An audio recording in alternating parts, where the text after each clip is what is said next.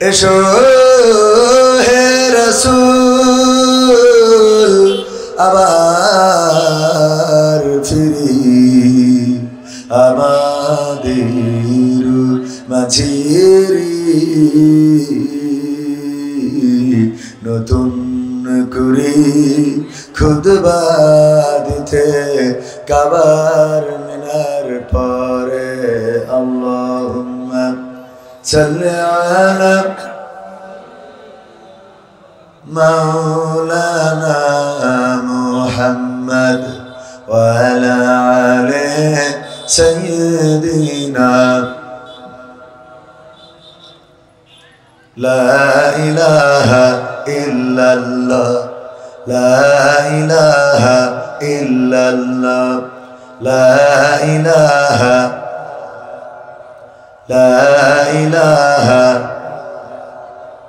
লা ইলাহা ইল্লাল্লাহ মুহাম্মাদুর রাসূলুল্লাহ সুবহানাল্লাহ walhamdulillah la ilaha subhanallah walhamdulillah la ilaha illallah muhammadur rasulullah sallallahu আপন আপন বলিস কারে কেউ তো আপন হয় না আপন আপন বলিস কারে কেউ তো আপন হয় না স্বার্থ ছাড়া এই ভুবনে আপন তো কেউ রয় না স্বার্থ ছাড়া এই ভুবনে আপন তো কেউ রয় না আপন আপন বলো কারে কেউ তো আপন হয় না আপন আপন বলো কারে কেউ তো আপন হয় না স্বার্থ ছাড়া এই ভুবনে আপন তো কেউ রয় না স্বার্থ ছাড়া এই ভুবনে আপন তো কেউ রয় না চোখ বুঝিয়া ভাবোর মন কে তোমার আপন জন ভালোবাসা পাওয়ার জন্য আছে কি কারণ চোখ বুঝিয়া ভাবো মানুষ কে তোমার আপন জন ভালোবাসা পাওয়ার জন্য আছে কি কারণ চোখের আড়াল হলে দেখিস চোখের আড়াল হয়ে দেখিস তোর কথা কেউ কই না স্বার্থ ছাড়া এই ভুবনে আপন তো কেউ রয় না স্বার্থ ছাড়া এই ভুবনে আপন তো কেউ রয় না কার জন্যে এই ভালোবাসা টাকা ঘরার বাড়ি মরার পরে কবরেতে রাখবে তাড়াতাড়ি কার জন্যে এই ভালোবাসা টাকা ঘরার বাড়ি মরার পরে কবরেতে রাখবে তাড়াতাড়ি বিনা লাভে বন্ধুরে কেউ বিনা লাভে বন্ধুরে কেউ তুলার বোঝাও বই না স্বার্থ ছাড়া এই ভুবনে আপন তো কেউ রয় না স্বার্থ ছাড়া এই ভুবনে আপন তো কেউ রয় না আপন আপন বলো কারে কেউ তো আপন হয় না আপন আপন বলিস কারে কেউ তো আপন হয় না স্বার্থ ছাড়া এই ভুবনে আপন তো কেউ রয় না স্বার্থ ছাড়া এই ভুবনে আপন তো কেউ রয়ে না। ঠিক না বেঠে? স্বার্থ ছাড়া কি মানুষকে পাশে পাওয়া যায়? এমনকি যার সাথে রাত কাটান, আপনার সঙ্গিনী, আপনার ঘর কন্যা যার সাথে করেন, সেই স্ত্রীর অধিকার আদায়ে যদি আপনি ব্যর্থ হন, কেশবপুরের জমিনে যদি বাড়ি করে দেন, যদি তার 5 তলা বিল্ডিং প্রাসাদ লিখে দেন, যদি তার আইলা শাইলা বাইলা সোনা গয়না সব করে দেন, কিন্তু তার হক আদায় করতে যদি ব্যর্থ হন, অসুস্থ হয়ে পড়েন, ওই স্ত্রীও আপনার কথা তার ভালো লাগবে না, আপনার সাথে সংসার করতে চাইবে না। বলেন ঠিক না বেঠিক? তার মানে স্বার্থের ব্যাঘাত ঘটলে স্ত্রীও পাশে থাকে না, এমনকি সন্তান পিতাকে ডাকতে চায় না। বাবা যদি কোনো কারণে এক সন্তান একটু কষ্টে আছে, অভাবে আছে, এটা দেখে যদি 1 বিঘা জমি বেশি লিখে দেয়, আর একটা সন্তান কি বাবার এই সম্পদ লিখে দেওয়াটাকে মানতে পারে? না, পারে না। কারণ 1 বিঘা জমি চলে গেল, ভাইয়ের জন্যও ত্যাগ করতে রাজি নয়, বোনের জন্যও ত্যাগ স্বীকার করতে রাজি নয়। ওগো আমার ভাইরা, এই দুনিয়ায় স্বার্থ ছাড়া কোনো আপন মানুষ পাওয়া যায় না। সুতরাং বুঝতে হবে আপনকে। এই জমিনের উপরে আসমানের নিচে আপন বলে একজন আছে, যিনি বিপদেও ছেড়ে যান না, যিনি সুখের সময়ও পাশে থাকেন, কষ্টের সময়ও যিনি পাশে থাকেন। অনেকেই বলে যার কেউ নাই তার আল্লাহ আছে, আর আমি বলি যার সবাই আছে তারও আল্লাহ আছে। ঠিক না বেঠে? সুখের সময় যিনি পাশে থাকেন তিনি আল্লাহ, আবার দুঃখের সময় যিনি পাশে থাকেন তিনি আল্লাহ। কিন্তু আমরা সুখের সময় আল্লাহকে ভুলে যাই, আর দুঃখের সময় আল্লাহকে ডাকি। এই হলো আমাদের চরিত্র। বলেন ঠিক কিনা? আপন কাকে খুঁজবেন? কেউ তো আপন নয়। উদাহরণ যদি দিই, রাজনীতির কথা আমি তো তেমন বলি না, কিন্তু উদাহরণ দিতে যে কিছু রাজনীতির কথা বলা লাগছে, সেটা হলো এই বাংলাদেশে ঢাকা শহরে ধানমন্ডি 32 নম্বরে স্বাধীনতার মহান স্থপতি বঙ্গবন্ধু শেখ মুজিবুর রহমানের বাড়ি ছিল। কত স্মৃতি বিজড়িত বাড়ি। এই বাড়িটাই বঙ্গবন্ধু থেকেছে, খেয়েছে, ঘুরেছে, বেরিয়েছে, এমনকি জীবনের শেষ নিঃশ্বাসটা ওখানেই ত্যাগ করেছে। শেখ হাসিনা, শেখ রেহেনা, শেখ রাসেল, শেখ কামাল, শেখ জামাল, সবার স্মৃতি বিজড়িত বাড়ি। এমনকি ওই যে বঙ্গবন্ধুর স্ত্রী, নাম ভুলে যাচ্ছে, কি জানো, ফজিলাতুন্নেসা, তারও স্মৃতি বিজড়িত যে বাড়িটা, এই বাড়িটা ভেঙে তছনছ করে দেওয়া হলো। বুলডোজার গেল, ছাত্র জনতা অথবা বাংলাদেশের জনগণ যখন ভাঙল, বঙ্গবন্ধুর কত প্রেমিক আছে যারা জাতির পিতা বলে ঘোষণা দিয়েছে, তাদের জাতির পিতার বাড়িটা ভাঙা হলো। একজন মুরিদ সেখানে গেল না, একজন কর্মী গেল না। এত বড় বাঘা নেতা যারা বলল খেলা হবে, পালাবো না, এত বড় বড় নেতা কেউ গেল না। এমনকি সংসদে যারা গান শোনালো বাবার নামে, সেই বাবার নামে গান গাওয়া কোনো নেত্রীও সেখানে আসলো না। এটা প্রমাণ করে দেয় ওগো শেখ হাসিনা মানুষ তো চেনো নাই। দুনিয়ায় পেয়েছে যতদিন, গেয়েছে ততদিন, খেয়েছে যতদিন, গেয়েছে ততদিন, নিয়েছে যতদিন, গেয়েছে ততদিন, যখন বুঝেছে আর পাওয়া হবে না, আর নেওয়া হবে না, আর খাওয়া হবে না, তখন বলে দিয়েছে আর গাওয়া হবে না। ঠিক না বেঠে? আর গাওয়া হবে না। কাদের জন্য এত করো? কাদেরকে তুমি বন্দুকের লাইসেন্স দিয়েছিলে? কাদেরকে তুমি পিস্তলের লাইসেন্স দিয়েছিলে? কাদেরকে তুমি ছাত্র মারার জন্য, কাদেরকে তুমি আলেমদের হাতে হাত কড়া পরানোর পারমিশন দিয়েছিলেন? কাদেরকে দিয়ে তুমি কোরআনের খাদেমদেরকে ফাঁসির কাস্টে ঝুলিয়েছিলেন? কাদেরকে দিয়ে তুমি গুম করিয়েছিলে, খুন করিয়েছিলে? এই তারাই তোমাকে ভুলে গিয়েছে। ওই বিদেশে বসে তারা বলে রাস্তায় নামো, লিফলেট বিতরণ করো, যাও, আন্দোলনে তোমরা সম্পৃক্ত হও। এই পাগলরা জানে না, বোঝেও না। এক শিয়ালের লেজ কাটা পড়ার কারণে ওই শিয়াল সবাই রে বুঝাইলো এই লেজ থেকে লাভটা কি, তার কাজটা কি, প্রয়োজনটা কি। যেমন আমার গালিব ভাই দাওয়াত তেমন পায় না বলে 80,000 90,000 টাকা নেয়, বোঝেননি? দাওয়াত পাইলে এই কথা বলতো না, কারণ একটা শিয়ালের লেজ কাটা। সে এই লেজ কাটা থাকার কারণে বলা শুরু করলো এই লেজ থেকে লাভ কি, কারণটা কি, দরকারটা কি, প্রয়োজনটা কি, বরং ক্ষতির মধ্যে পড়তে হয়। ওগো আমার ভাইয়েরা, মাথায় রাখবেন, যারা বিদেশে গিয়েছে ওরা তো বুঝেই গিয়েছে যে এই দেশে আর ফেরা হবে না, এই দেশে আর থাকা হবে না, দেশে গেলেই জেলে যাওয়া লাগবে। সুতরাং যারা ভালো আছে ওদের সাদা গায়ে কাদা লাগানোর দরকার, ওদেরকে এখন পাম্মেরি রাস্তায় নামাইতে হবে যাতে করে ওরাও জেলে যাইতে পারে। ঠিক না ভাই? ঠিক।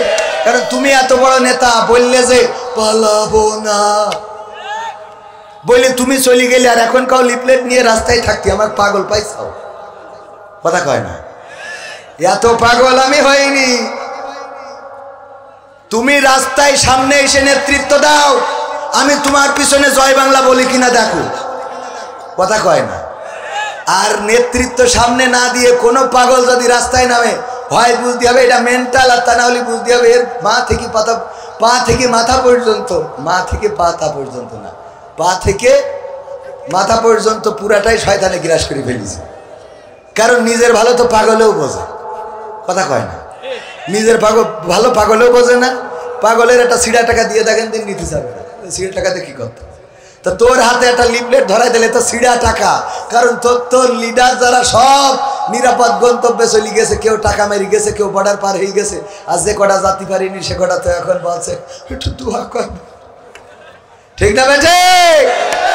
ক্ষমতায় কেউ স্থায়ী হয় না, হোক না সে হাসিনা কি বারে না, সে আরটা চিরকাল থাকে না। ক্ষমতায় কেউ স্থায়ী হয় না, মুজিবুর বেশি দিন থাকেনি, জিয়াউর কেউ তো রাখেনি। ঠিক না বেঠে? মুজিবুর বেশি দিন থাকেনি, জিয়াউর কেউ তো রাখেনি। এরশাদ চলে গেছে পৃথিবী ছেড়ে, এরশাদ চলে গেছে পৃথিবী ছেড়ে, কেউ আজ তার কথা কয় না। পছন্দ হলো না কথা? বলেন বাবারে, আওয়াজ না বেরোলে আমার বেরোবে না, কিন্তু আপনাদের আওয়াজ বেরোচ্ছে না কেন? ক্ষমতায় কেউ স্থায়ী হয় না, হোক না সে হাসিনা কি বারে না, সে আরটা চিরকাল থাকে না। ক্ষমতায় কেউ স্থায়ী হয় না, হাসিনা ক্ষমতা ধরে রাখতে আয়না ঘর বানিয়েছিল, জনগণের রোশানলে দাদার দেশে পালিয়ে গেল। হাসিনা ক্ষমতা ধরে রাখতে আয়না ঘর বানিয়েছিল, জনগণের রোশানলে দাদার দেশে পালিয়ে গেল। ডিবি হারুনের পাশে আর, ডিবি হারুনের পাশে আর পরিমণিদের দেখা যায় না। ঠিক না বেঠে? ক্ষমতায় কেউ স্থায়ী হয় না, হোক না সে হাসিনা কি বারে না, সে আরটা চিরকাল থাকে না। সে আর কি চিরকাল থাকে না? থাকে না। আমার আগে ছিল আমাদের আসাদুল্লাহ গালিব ভাই, তিনি আলোচনা করেছিলেন চেয়ার যতক্ষণ ছিল পাওয়ারও ছিল, যা মনে চেয়েছে বলেছে। এখন আবার পাশে বসা, এখন চেয়ার আমার, এই জন্যই ডাইরেক্ট মেরে দিচ্ছি। ঠিক না বেঠে? কারণ যখন যার চেয়ার তখন তার পাওয়ার, সে যেইভাবে বলবে সেইভাবে শোনাই লাগবে, সে যেইভাবে বলবে সেইভাবে করাই লাগবে। এখন ডক্টর ইউনূস চেয়ারের মালিক, দেখেন অপারেশন কি ডেভিল হান্ট শুরু করেছে। কি অপারেশন ডেভিল হান্ট? থানায় পুলিশ গ্রেফতার হচ্ছে, এটা বিশাল ম্যাজিক না? থানায় পুলিশ গ্রেফতার হচ্ছে। এতদিন আমাদের ধরে নিয়ে থানায় রিমান্ডে নির্যাতন করেছে, নিষ্পেষণ করেছে। আমাদেরকে নির্যাতন নিষ্পেষণ করেই ক্ষান্ত হয় নাই, যা মনে চেয়েছে তাই করেছে, ব্ল্যাকমেইল করেছে, পরিবার থেকে টাকা নিয়েছে, সম্পদ নিয়েছে। ও আমার ভাইরা, যারা এই কাজগুলো করলো, আল্লাহ বলল দেখো আমি ছাড় দিই কিন্তু ছেড়ে দিই না। এরপরেও যদি শিক্ষা না হয়, ওর শিক্ষার কিয়ামত পর্যন্ত হবে। এরপরেও যদি না বোঝে ওর কিয়ামত পর্যন্ত আর বোঝানো সম্ভব হবে না? হবে না। এত কিছু দেখার পরেও যদি তোমার লজ্জা না হয়, চায়ের দোকানে বিড়ি টানে আর বলে আগেই তো ভালো ছিলাম, ঠিক না ভাই? ঠিক। ওর এরপরেও যদি শিক্ষা না হয়, আর শিক্ষা হবে? আগেই তো ভালো ছিলাম বলার জন্য তারা একটা মাস্টার মাইন্ড করেছে, একটা পরিকল্পনা গ্রহণ করেছে। সেই পরিকল্পনা কি? এই বাংলাদেশে অস্থিতিশীল পরিবেশ তৈরি করতে হবে। মানুষকে সুখে থাকতে দেওয়া যাবে না, মানুষ যেন ঘুমাতে না পারে। রাতের অন্ধকারে ছিনতাই বাড়িয়ে দিতে হবে, রাস্তায় দাঁড়িয়ে গাড়ি থামিয়ে ছিনতাই করতে হবে, চাঁদাবাজি করতে হবে, এমনকি ধর্ষণ, খুন, গুম, অপহরণ এগুলো বাড়িয়ে দিতে হবে। এই কারণে যে যেন মানুষ বলতে পারে এর থেকে তো আগে ভালো ছিল। কথা বোঝেননি? উদাহরণ দিতে যেয়ে যদি বলি, আল্লামা দেলোয়ার হুসাইন সাইদি একটা উদাহরণ ব্যবহার করেছিলেন অনেক আগে, সম্ভবত 2000 সালেরও আগে। উনি বললেন যে এক কাফন চোর মারা যাওয়ার সময় সন্তানদেরকে বলল, সবাই তো আমারে কাফন চোরা বলে, আমি মারা যাওয়ার পরে তোমরা এমন কিছু করবা যাতে অন্তত মানুষ আমারে ভালো বলে। মানুষ কি করে? আমারে ভালো বলে। আমি ভালো কাজ করার কারণে আমার আব্বার খুব ভালো বলে, এরকম মানুষ নাই যে তোমার থেকে তোমার আব্বা ভালো ছিল। এই কথা তোমার একটা বলে না, কয় তোমার আব্বা কি ছিল, তুমি তো তার থেকে ছাড়াই গেছ। এরকম অনেকেই বলে। আল্লাহ আব্বার থেকে তো আর ছাড়ানো যায় না। আব্বা এই পথটা ধরিয়ে দিয়েছিলেন, সেই পথটাই চলছি আলহামদুলিল্লাহ। আব্বাকে খারাপ তো আর বলে না, কি খারাপ তো আর বলে না যে ওর মধ্যে বাপ খারাপ, এই জন্য ওর খারাপ। অনেকেই বলে না যে তোর কথা শুনে বোঝাই যায় তোর জন্মটা কেমন, এরকম আছে না? বাবারে গালি খাওয়ায়, মারে গালি খাওয়ায়। বিশ্ব নবী সাল্লাল্লাহু আলাইহি সাল্লাম বলেছেন, তোমরা তোমাদের মাকে গালি দিও না। আল্লাহ নবী সাহাবীরা বলেন, ওগো বিশ্ব নবী, কেউ কি তার মাকে গালি দিতে পারে? কয়, তোমরা যখন তোমাদের অপরের মাকে গালি দাও তখন সে তোমাদের মাকে গালি দেয়। সুতরাং প্রকৃত অর্থে তোমরা তোমাদের মাকে গালি খাওয়াও, এই গালির জন্য তুমি দায়ী থাকবা। এই জন্য আমরা কোনো কারো মাকে, কারো বাবাকে তুলে গালি দেব না। কেউ আপনি যদি কাউকে বলেন, এই তোরে তো দেখি মনে হয় তুই একটা বেজম্মা, ও বলবে বেজম্মা তো আমি না, বেজম্মা তো তুই, এরকম রিপ্লাই করে না? করে না? তো এই জন্যে আমরা এরকম কথা বলবো না। শুধু তাই নয়, বিশ্বনবী বলেছেন তোমরা রবকে গালি দিও না, আল্লাহকে গালি দিও না। কয় আল্লাহকে গালি দেওয়া যায়? কয় তোমরা অন্যদের দেবতাকে গালি দিলে তারা তোমাদের রবকে গালি দিবে। এটাতে প্রকৃত অর্থে তোমরা তোমাদের রবকে গালি দিলে, অন্য দেবতাকেও গালি দেয়া যাবে না। বিশ্বনবীর কথা। সম্মানিত ভাইয়েরা, তো আল্লামা সাইদি বললেন যে ওসিয়ত করেছে আমি মারা যাওয়ার পরে তোমরা এমন কোনো ভালো কাজ করবা যাতে করে অন্তত আমারে মানুষে ভালো বলে। তো ওরা চিন্তা করলো তাহলে আব্বা কাফন চুরি করতো, আমরাও এই কাফন চুরি আর অন্তত করা যাবে না, আমরা নামাজ পড়া শুরু করি। তো ওরা 5 ওয়াক্ত বা জামাত আমাদের গালিব ভাইয়ের পিছনে নামাজ পড়ে মানুষে কয় কাফন চোরের ছেলেরা আবার নামাজি হয়েছে, বোঝেননি? তো তাইলে আব্বারে কি ভালো কইলো? তো চিন্তা করলো তাইলে নামাজ পড়ার জায়গায় আরো একটু ভালো কাজ করি। কি করা যায়? প্রতি ওয়াক্তে কিছু জিলেপি, কিছু তাবারক নিয়ে আসে মসজিদে, নিয়ে এসে যারা নামাজ পড়ে তাদেরকে খাওয়ায়। বাচ্চাদের জন্য চকলেট, কাঠি লজেন এগুলো আয়োজন করে বাচ্চাদেরকে দিল, যে প্রতি ওয়াক্তে দেয়। কয় এগুলো দেয় কে? কয় ওই যে কাফন চোরা ছেলেরা দেয়। তাইলে কি আব্বারে ভালো কইলো? তাও কইলো না। ওরা পরামর্শ করলো, আমার আব্বা তো ভালো বলে না, কি করা যায়? কইলো এর থেকে বড় কিছু করতে হবে। কি করা যায়? এলাকায় গরিব দুঃখী মিসকিন এতিম অসহায় যারা আছে, শীতের পোশাক নাই, আমরা তাদেরকে সহযোগিতা করব। তো সহযোগিতা করে, যার ঘর বাড়ি নাই ঘর করে দেয়, ছাগল নাই ছাগল দেয়, গরু নাই গরু দেয়। ছাগল নিয়ে টানতে টানতে যাচ্ছে, জিজ্ঞেস করলো ছাগল কে দেছে? কয় যে কাফন চোরা ছেলেরা দেছে।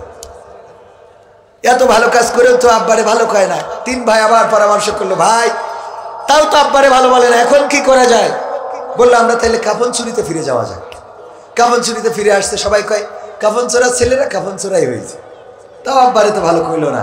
এরপরে ডিসিশন নিল, ঠিক আছে আমরা শুধু কাফন চুরি করব না, যেই কবরে কাফন চুরি করবো ওই কবরের লাশটা উঠাবো, পাশার মধ্যে একটা বাঁশ দেব, আর এই যে কেশবপুরের ওই মাইকেল মধুসূদন দত্তের ওই রাস্তায় ওখানে যে মূর্তি ও এনে টেনাই রাখবো। যখন এই কাজগুলো শুরু করেছে, লাশ থেকে কাফন তো চুরি করে করে লাশটারে উঠায়, বাঁশ একটা ঢুকায়ে ওই মোড়ের মধ্যে কেশবপুরে তেমাত নাই যখন রাখে, মানসি কয় এদের থেকে তো এদের বাপ ভালো ছিল। কথা কি বোঝা গেছে? এদের থেকে তো এদের বাপ ভালো ছিল, আব্বা ভালো ছিল। যে ওদের আব্বা শুধু কাফন চুরি করতো, এরা তো ডাইরেক্ট লাশটারে উঠায়া তার পিছনে বাস ঢুকাইয়ে তারপরে এখানে দিয়ে রাখে। এদের থেকে এদের আব্বা ভালো ছিল, ওরা বলতেছে আলহামদুলিল্লাহ আজকে সাকসেস, অন্তত আমাদের আব্বার ভালো বলেছে। কথা বোঝেন নাই?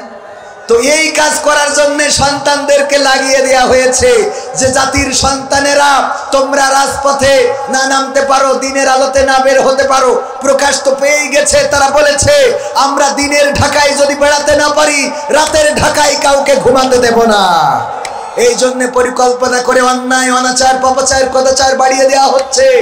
আর এইগুলো যেন করার পরে মানুষ যেন বলতে পারে আগেই তো ভালো ছিলাম। কথা কি বোঝা গেছে? এই জন্য আগেই ভালো ছিলাম এই কথা বলতে দেওয়া হবে না। আর আমার প্রশাসনেরও অনেক ভাই আছে, আমাদের বেনজির সাহেব বলেছে যে 90% আল্লাহর ওলিদের লোক। বলেছে না বলে নাই? বেনজির বোঝেন তো? বেনজির আইজিপি সাবেক বলেছেন যে 90% আমাদের লোক। এই জন্য চোখের সামনে ছিনতাই হয়, পুলিশকে ডেকে পাওয়া যায় না। ও তো চায় যে হোক আমরা একটু, কারণ ওই সময় মাল যেভাবে পেয়েছে সেভাবে টেনেছে, ঘুষ খুন গুম সবকিছুর লাইসেন্স ছিল। বলেন ঠিক কিনা? গতকালকেও পুলিশ উপস্থিত ছিল মাহফিলে। আমি বলেছি পুলিশ আর জনগণের উপরে লাঠি ঘুরাতে পারবে না, জনগণ পুলিশের উপরে লাঠি ঘুরাবে। কারণ আমাদের ট্যাক্সের টাকায় বেতন নিবা, আমাদের টাকায় তোমার বউয়ের লিপস্টিক কিনবা, আমাদের টাকায় তোমাদের বউয়ের ব্লাউজ শাড়ি সায়া ব্রা কিনবা, আর আমাদের উপরে তোমাদের বন্দুককে তাক করবা। এটা বাংলাদেশে আর হতে দেওয়া হবে না। এই জন্য এখন থানায় থানায় পুলিশ গ্রেফতার হচ্ছে।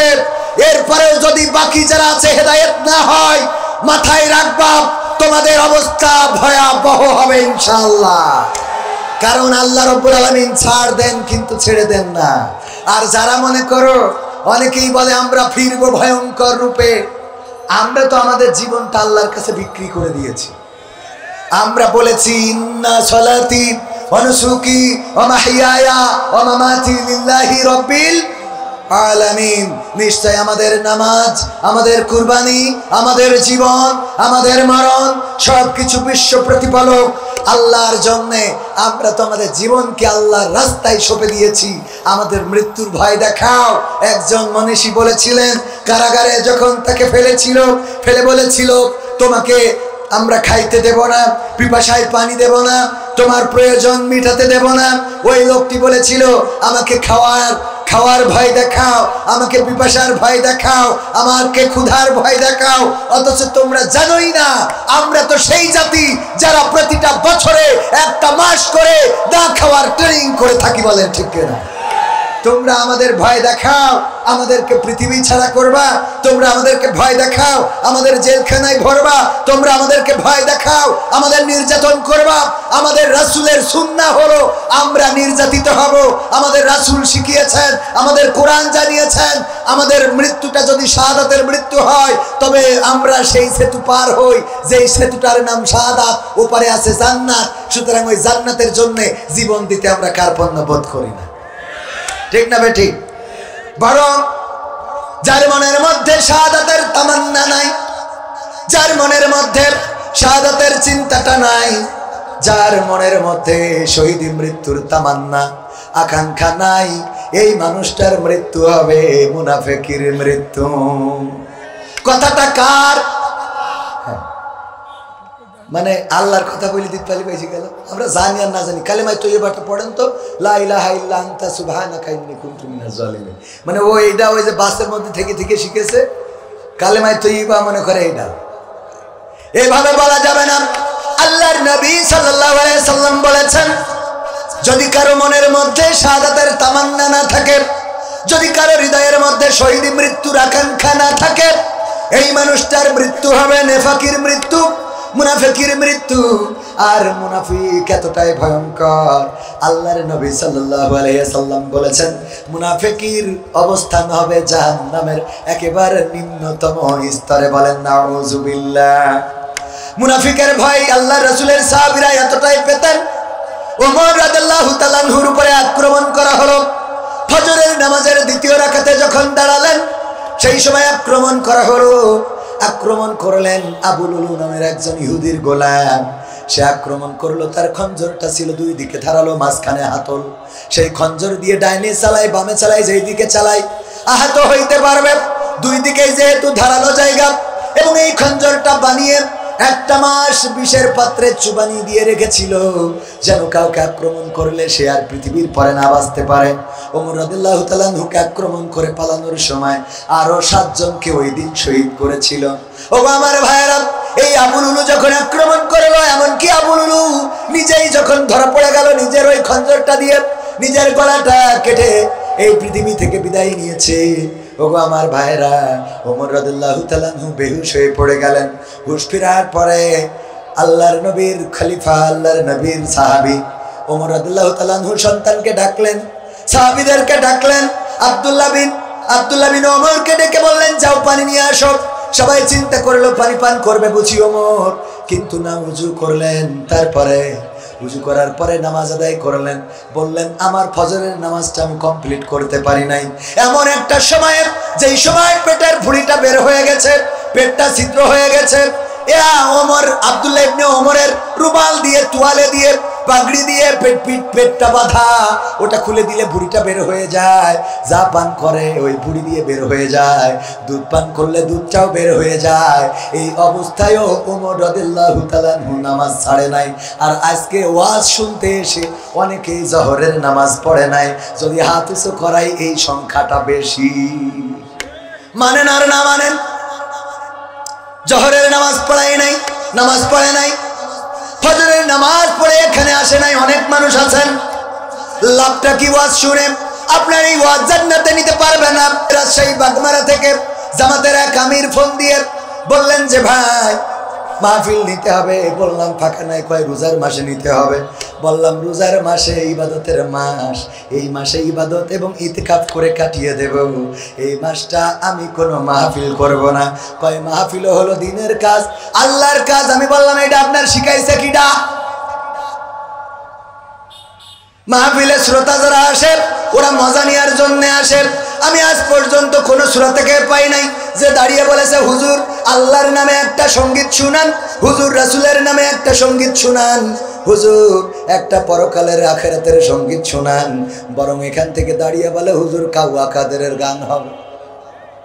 ঠিক না বেঠে? হুজুর কাওয়া কাদেরের গান শুনান, হুজুর যার লাগে আয়াম্বি ভরো এইটা শুনান। তার মানে শ্রোতাদের চাহিদা হলো এখানে এসে মজা মারতে হবে, কোনটা বললে মজা লাগে, একটু টেস্ট লাগে, সেইটা হইতে হবে। আর কমিটির চিন্তা হলো, আমার আলোচনার আগে বলছে হুজুর মাথায় রেখেন 4টের মধ্যে শেষ কালেকশন সহ, কিষণ সহ। তাহলে কমিটির চিন্তা হলো কালেকশন, আর হুজুর টাকা আগে বুঝে নিয়ে তারপরে এসেছে কবির বিন সামাদ। এইখানে দিন আমি তো খুঁজে পেলাম, হ্যাঁ ঠিক না? ঠিক, এইটা দিনের কাজ নয়। এখানে যেটা হয় 3 জনেরই স্বার্থ আছে না নাই? আমি ভালো কথা যদি বলি, আজকে আপনারা যতক্ষণ ওয়াজ করব শুনতে বাধ্য, কারণ আমার পরে শ্রদ্ধাভাজন আমাদের প্রিয় ভাই আবরারুল হক আসিফ সাহেব আছেন। এই জন্য এখন আমি ভালো বলি আর মন্দ বলি না, শুনে তো উঠে যাইতে পারছেন না। কিন্তু আমি যদি প্রধান বক্তা হইতাম, আমি সুর দিয়ে ওয়াজ করব, কোরআনের আয়াতের ব্যাখ্যা করব, তাফসীর করতে পারি না। অত বড় এখনো মুফাসসির হই নাই, আমি কোরআনের মুসাফির। কোরআনের কি মুসাফির? আমি মুফাসসির না। অনেকেই বলে যে মুফাসসিরে কোরআন, আমি বলি আমারে মুফাসসিরে কোরআন বলা যাবে না, আমি হলাম মুসাফিরে কোরআন। মানে সফর করে এসে কোরআন বলি, এর বাইরে কোনো যোগ্যতা নাই। একবার এক বক্তা বললেন যে আমি এক জায়গায় যাওয়ার পরে আমার সাথের সঙ্গীরা বলল চলেন যাই আলহাজের চায়ের দোকান থেকে একটু চা খেয়ে আসি। গেলাম, যাই চায়ের দোকানদারের দেখে আমার মনে হলো না এই লোকটি অন্তত হজ করতে পারে, কারণ আলহাজ হইতে গেলে একটা মানে বডি ল্যাঙ্গুয়েজও থাকার দরকার আছে। দেখে মনে হয় গাঞ্জাখোর, ফ্যান্সিখোর, বিড়ি পান করে, ধূমপান করে। এই অবস্থা আমি আস্তে করে দেখে জিজ্ঞাসা করলাম, ভাই হজ করেছিলেন কত সালে? কয় না হুজুর আমি হজ করি নাই। কইলো তাইলে আলহাজের চায়ের দোকান বললো, এই দোকানটা কার? কয় আমার। আলহাজ কিটা? কয় বা হুজুর আমারে বলে। কারণটা কি? কয় হুজুর আমি আসলে আলহাজ না, আমি জেলহাজ। কি হাজ? জেলহাজ। কি করে জেলহাজ? হুজুর আমি গাঞ্জার ব্যবসা করতাম, আমারে পুলিশে ধরে জেলখানায় দিল। দেওয়ার পরে জেলখানায় যেয়ে দেখি ওর মধ্যে একমাত্র আমি ভালো মানুষ, আর বাকি সব কি? একমাত্র সে ভালো মানুষ। কেন?